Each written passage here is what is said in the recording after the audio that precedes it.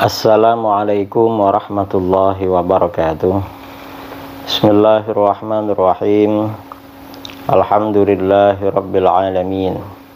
Wabihi nasta'inu ala umurid dunya waddin. Wassalatu wassalamu ala ashrafil anbiya wal mursalin Sayyidina Muhammadin wa ala alihi wa sahbihi ajma'in. Amma ba'du.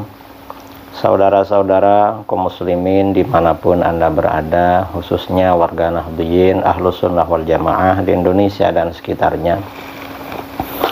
Pagi kali ini kita akan membahas tentang tes DNA. Akhir-akhir ini sering kita jumpai ya, orang-orang berbicara atau nulis, sudahlah kalau belum jelas nasabnya tes DNA, nanti ketemu. Jadi dengan mudah saja bilang tes DNA. Tes DNA ini padahal tidak demikian. Menurut keputusan Lembaga Fikih Islam Internasional, Majma'ul Fikih Al-Islami, tes DNA ini baru dilakukan dalam kondisi-kondisi darurat. Contoh, misalnya ada seorang ibu melahirkan di persalinan, di klinik, di rumah sakit. Lalu bayinya tidak diketahui mana bayi dia dan mana bayi orang lain, seperti mau tertukar.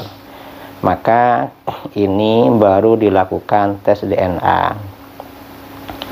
Atau misalnya terjadi bencana alam, sehingga anak-anak tidak diketahui ini anaknya siapa, dan khawatir terlantar, maka dilakukan tes DNA untuk diserahkan kepada walinya atau keluarganya.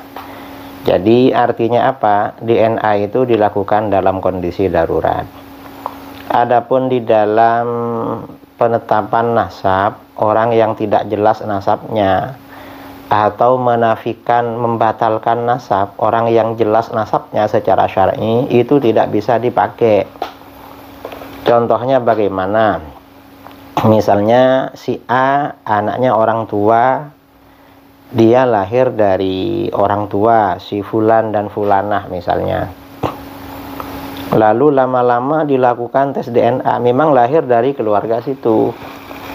Lalu dilakukan tes DNA, ternyata DNA-nya gak cocok. Maka anak ini gak bisa dibatalkan dari orang tuanya, karena secara syar'i memang anaknya orang itu, jadi gak bisa dibatalkan. Atau misalnya ada orang nasabnya ya memang orang Jawa, ayahnya Jawa, ibunya Jawa, lalu dites DNA, ternyata DNA-nya Arab misalnya. Ya gak bisa orang ini dikatakan anaknya orang Arab, gak bisa.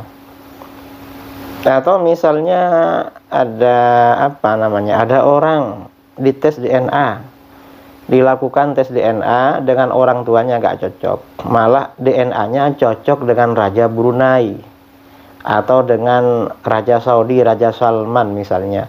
Ini otomatis tidak dikatakan anaknya Raja Salman atau anaknya Raja Saudi, nggak bisa. Ini kata para ulama fuqaha, ini contoh ya. Dan sebaliknya nggak bisa juga ya untuk mencocokkan atau membatalkan nasabnya orang, ini sama-sama tidak cocok. Karenanya kalau misalnya seseorang itu dianggap Habib apa bukan, lakukan saja tes DNA. Nggak bisa seperti itu, karena Sayyid, Syarif atau Habib itu sudah ada pembukuannya. Biasanya ada pembukuan ya, ada pelaporan dari orang tuanya setelah lahir kepada Nuqabatul Ashraf di sana. Kalau di Indonesia lapor kepada Rabithah Alawiyah setempat. Nah, dan itu gak perlu tes DNA.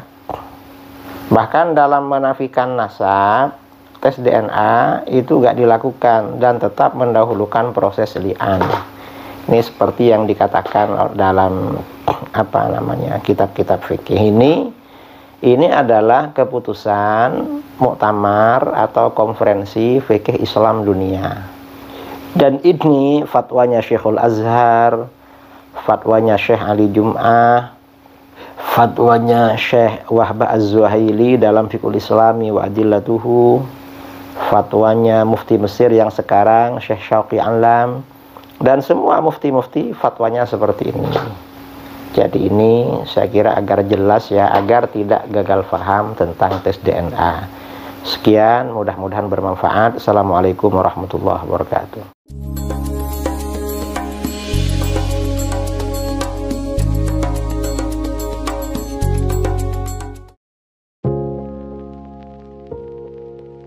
Assalamualaikum warahmatullahi wabarakatuh. Saudara-saudara kaum muslimin dimanapun Anda berada, di seluruh Indonesia maupun di luar negeri, perkenalkan saya Al-Fakir Muhammad Idrus Ramli mengajak saudara-saudara sekalian untuk menyisihkan sebagian hartanya sebagai donasi bagi program peduli pendidikan yang dikelola oleh LAS, Lembaga Amin Zakat Sidogiri. Program ini merupakan bantuan untuk biaya pendidikan yang diberikan kepada anak didik binaan LAS Sidogiri yang meliputi 1.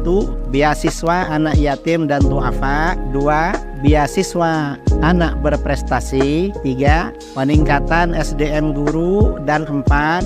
Penugasan dai dan atau tenaga pengajar. Silahkan saudara-saudara, kami tunggu donasinya melalui rekening yang tertera di video ini.